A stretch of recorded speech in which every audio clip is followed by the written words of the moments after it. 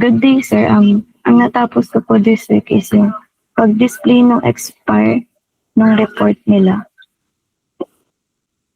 And then sa form po is yung pag-upload ng limit ng image is 5. Yeah. And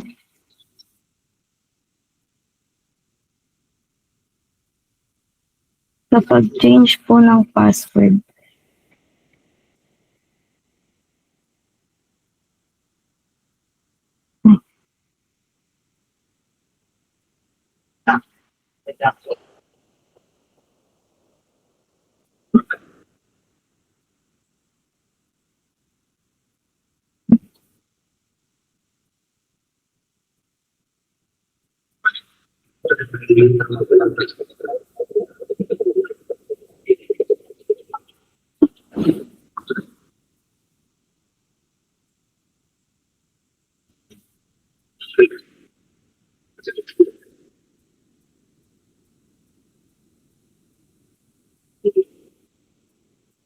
and then sa admin side naman po,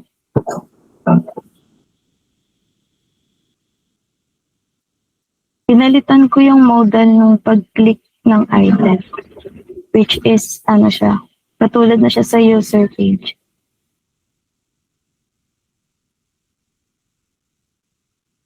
And pinalitan ko rin yung status bar na gamitin yung filter component na ginawa.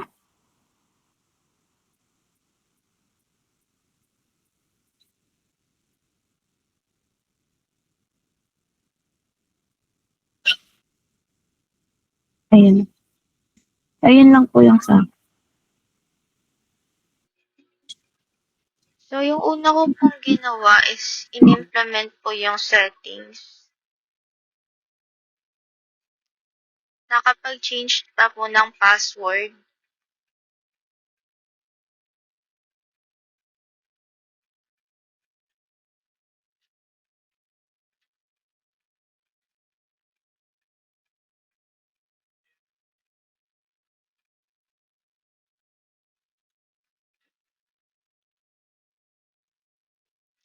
Tapos nakapag-delete na rin po ng account.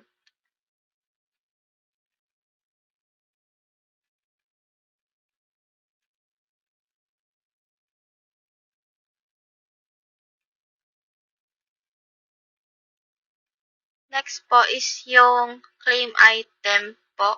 Yung model nun, bale, in-enhance ko po yun. And sinundan ko po yung dry principle para po ma-reuse po yung codes model.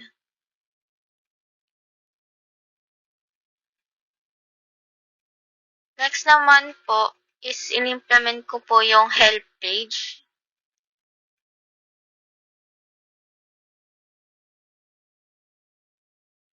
In-implement ko rin po yung sa homepage po. Pag hindi ka po naka-login, pwede mo pa rin po siya i-view yung mga lost items and found items. Pero pag magre-report ka po ng item, kailangan po mag-login muna para po makapag-report.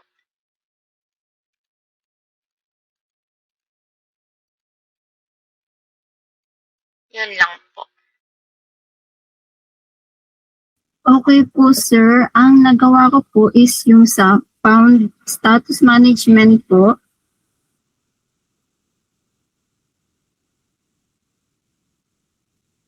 Yung ano ko dun.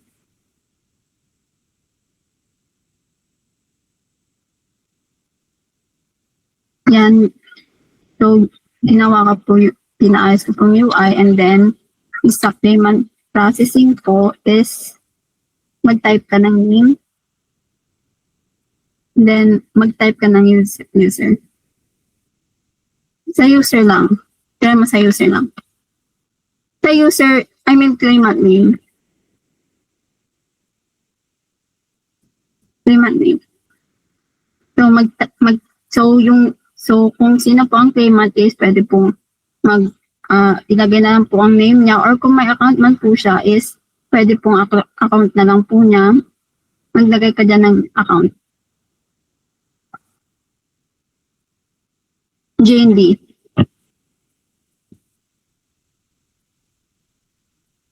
Yan po. So, automatic na po ang email niya rin and a phone. Tapos, and then sa drop down po, yung pinaayos ko na rin po na hindi po makikita po yung current status rin po dyan. And then, claim, i-hover mo yung claim. Sa claim, hover. Sa drop down. Yan po, nakalagay na rin po dyan para po for mas klaro po sa user, and then submit claim mo na.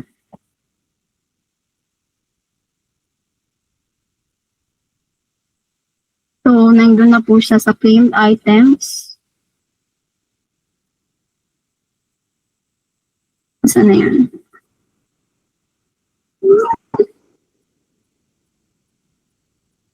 So, pagka-view po doon is naka-retain na rin po ang information dyan. And then, ang unarchive button din po. Ayun.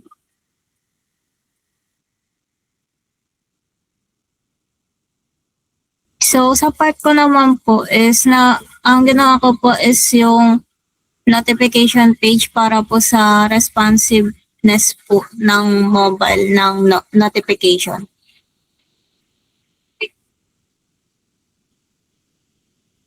Ayun po.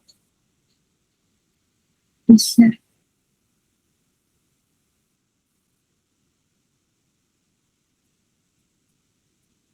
Responsive na rin po sa tablet size. So, yun lang po.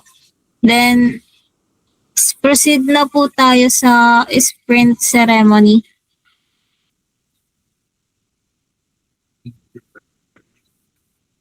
So, overall percentage na po is 100%. Then, sprint 14 progress is 100% din po. And ito rin po yung mga ginawa namin this week, which is nasabi na po kanina during the individual update. Next po is sprint retrospective. So, 1 to 12, responsiveness is done po. Then, complete functionality. Then, what could be improved is cleaning na lang po ng source codes. Then, what needs to be done is to prepare for the presentation next week. So, that's all po.